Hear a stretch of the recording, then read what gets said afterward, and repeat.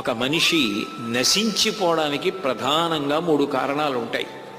ఎంత తపస్సు చేసిన వాడైనా, ఎంత తేజోవంతుడైనా ఈ 3 దోషములు అంటుకోకుండా చూసుకోవాలి. అందులో పరస్వానాంచ హరణం, వేరొకరి భార్యని అపహరించి తీసుకొచ్చి బంధించి ఉంచితే ఆమె శోకించి ఆమె కంటి వెంట పడుతున్న బాష్పధార నీటి చుక్కైనా దానిని మించిన అగ్నిహోత్రం ఉండదు. అది వంశాన్ని కాల్చేస్తుంది. మారీచుడు చెప్పలా, కళత్రాణి చ సౌమ్యాని మిత్రవర్గం స్తథైవచ యదీచ్ఛసి చిరం భోక్తం మాకృధ రామవిప్రియం అన్నాడు. అటువంటి పెద్ద దోషం చేశారు. అట్లాగే పరస్వానాంచ హరణం, ఇతరుల యొక్క ధనాన్ని అపహరించడం. వద్దు వద్దు అని చెప్పిన అన్నగారు కుబేరుణ్ణి కొట్టడం, ఆయన పుష్ప విమానాన్ని అపహరించి తేవడం. లోకంలో ఎక్కడెక్కడ విలువైనవి ఉన్నాయో వాటినన్నింటినీ అపహరించి ఆ ద్రవ్యాన్ని తీసుకురావడం. పరుల యొక్క స్త్రీలని అపహరించి తీసుకురావడం, వాళ్ళని స్పృశించడం, వాళ్ళని బంధించడం, వాళ్ళని బలాత్కరించడం. సుహృదామతిశంకాచ, సుహృత్ అంటే మన యందు చాలా మంచి మనసున్నవాడు, ప్రేమ కలిగినవాడు, మనం క్షేమంగా ఉండాలని కోరుకునేవాడు, మనం వృద్ధిలోకి రావాలన్న తాపత్రయం ఉన్నవాడు.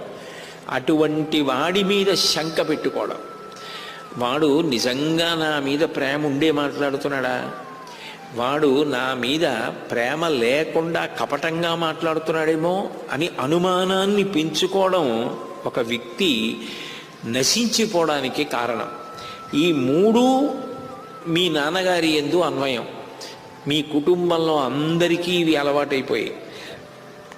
నిష్కారణంగా లోకక్షేమాన్ని కోరుకునేటటువంటి మహర్షుల్ని సంహరిస్తూ ఉండడం, దేవతలతో విరోధం పెట్టుకోవడం, అహంకారం, నా అంత వాణ్ణి నేను, నాకన్నా గొప్పవాడెవరంటూ ఉండడం, శత్రుత్వం, అయిన దానికి కాని దానికి శత్రుత్వం పెట్టుకుని అవతల వారి మన మీద క్రోధం పొందేటట్టు, అవతల వారు మనం స్మరణలోకి రాగానే వాడు పరమ దుర్మార్గుడు, వాడు నశించిపోవాలని కోరుకునేటటువంటి భావం పుట్టేటట్టుగా ప్రవర్తించడం.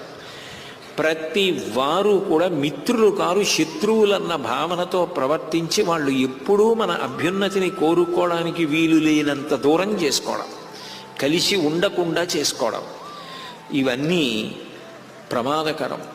విశేషించి ప్రతికూలత్వం.